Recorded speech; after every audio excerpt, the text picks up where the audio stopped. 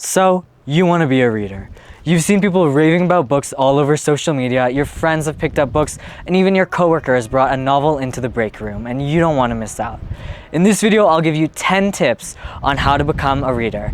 And I love reading and love books, and I've made it a goal of mine to prioritize reading this year, and thus far, I've read 60 books. So I feel pretty confident with the advice that I'm going to give you in this video. So the first tip that I'd give you guys if you want to get into reading is to reread the books that you enjoyed when you were younger. Now, if it's been so long and the last good book you can remember reading was If You Give a Mouse a Cookie, that's okay.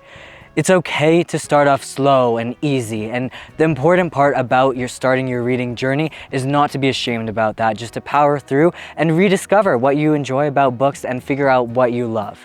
And yeah, this is something that I personally do first when I want to get out of a reading slump. Just pick up an old childhood favorite like Percy Jackson or the Lorien Legacies and get back into it. Now, if you're new to falling in love with reading and you can't quite think of a childhood favorite, or if you've already taken the first tip and have exhausted every If You Give an X a Cookie book, then I'd recommend something similar still, by sticking to something that you're already familiar with in some way. The best example of this would be reading a book that a movie or TV show you love was based upon, or maybe reading a book that an author of another book you like drew inspiration from. In this way, you're not jumping off into the deep end into a world of reading that you're unfamiliar with and uncomfortable with. Instead, you're just slowly expanding upon what you already know. The next tip is about something that you should avoid doing, and that's feeling pressure to read genres or books that you don't feel ready for or you don't feel like you'd be interested in reading.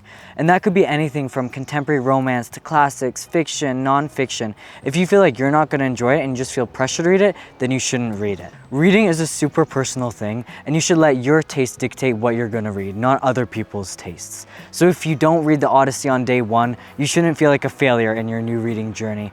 Moreover, if you don't read the Odyssey on day 10,000, you still shouldn't feel that way. But on the flip side, don't be afraid to venture out and explore new genres and books to try and figure out what you like as a reader. Take recommendations from your friends, from your neighbors, from YouTube videos, because these new genres or books might end up being your favorites. But like I said, don't feel overly pressured to do so. Do this at your own pace. It's totally okay if it takes some time, even if it takes a lot of time, to abandon your tried and true favorites in search of unexpected surprises. But just know that those surprises are there and that they're numerous. The next tip is about time. Now, time is something that can easily get lost when you have a goal like becoming a reader. That's why instead of relying upon finding time to do something, you have to set out and make time for it. Having a set time in your schedule, like a specific part of your routine when you read, is how you can stop yourself from avoiding reading. Now, this could be in the morning, right when you get up, or before you go to sleep at night, or even just an hour on your only day off of the week. The important part is having a set part of your routine dedicated to achieving your goal. The next tip that I have is continuation, literally. I'd highly recommend that you start a series to keep you motivated and engaged, because you just have to know what happens next. I really recommend this because unlike a standalone, a series gives you a whole lineup of books to read next. And just like a hike, you have that path to keep on moving forward. Another tip is to multitask. Now, I wouldn't go to the extreme on this one. Reading while working or while cooking is not advisable, but when there's a chance to bring a book along for the ride, do it. Read while waiting for your clothes to dry. Read when you're too lazy to do your full gym routine, but just motivated enough to hop on the indoor cycle. Read when you go to a local cafe. Read when you take a pause on a hike. Another tip is to make a reading goal for the entire year. I personally use Goodreads, and I love checking the reading goal tracker to see whether I'm a book ahead, right on track, or even a book behind. For this, I'd recommend that you keep your goal realistic. I'd even recommend that you underestimate your capabilities so that you don't get discouraged. Also, it's important to remember with this not to compare yourself against anybody else's reading goals for the year. If you are feeling competitive though, it's a good thing that Goodreads saves the trackers from the year before so that you can look at it and compare yourself to see how you're really doing.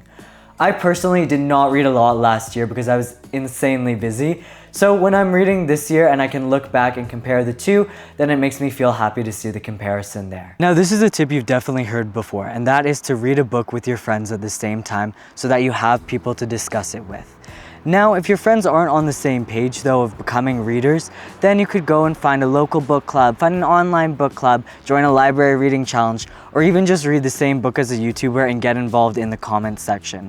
When you are reading the same book as some other people, it makes you feel more connected to the works. It gives you new outlooks on the works that maybe you haven't thought of before when you do discuss it with other people. And it just makes you more enthusiastic to read it because you want to be there to discuss it with them. The final tip that I have for you guys is to write reviews on the books that you've read. This could either be privately, just for yourself, publicly, something like Goodreads, or just for your friends to see.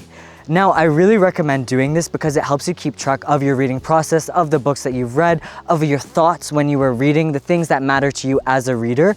And when you have these reviews, you can reference back to them when you want to read the book again, like on a reread, or when you want to read similar books and are looking for what you enjoyed to choose something in that same genre. I really like doing this, and I've personally been doing this a lot more this year, and I found it makes me more motivated to actually finish a book because I want to get what I've thought about written down on the page. I'd highly recommend that you write the reviews immediately after you finish, even if you only have like 2 minutes to just pull out your phone and like write something on your notes app. Now I'm gonna be for real with you guys. You should not feel pressured to become a reader just because it's the trending thing or because you fear that you won't be considered smart enough if you aren't one. Being a reader just for the sake of being a reader is majorly overrated, and it's kind of cringe if I'm being honest. Instead, I'd recommend that you actually focus on the hobbies, interests, fields, projects that you're really passionate about and feel like you've been neglecting, and instead direct your energy towards them. In fact, I'd say most of the tips in this video, if not all, can be applied to these other interests and hobbies. Like for example, to get back into watching films, you could watch a childhood film that you love. To get into building things, you could do it with your friends in a group. None of these hobbies are inherently less smart than reading, and don't let yourself be fooled into thinking that they are. What's important is to be true to yourself and actually focus on the things that you feel a connection to and that you feel passionate about, like I said. So yeah, I love reading. I always read as a child and it means so much to me. And by focusing on these tips, it really makes me more connected to who I am and to what I like doing. So yeah, just don't feel the pressure to be a reader. And don't feel the pressure to read super fast or do any of the things that I'm doing on this channel. Just be true to yourself. Take the things that are applicable to your own life from this video and apply them in the ways that actually suit you. I'll see you in the next one.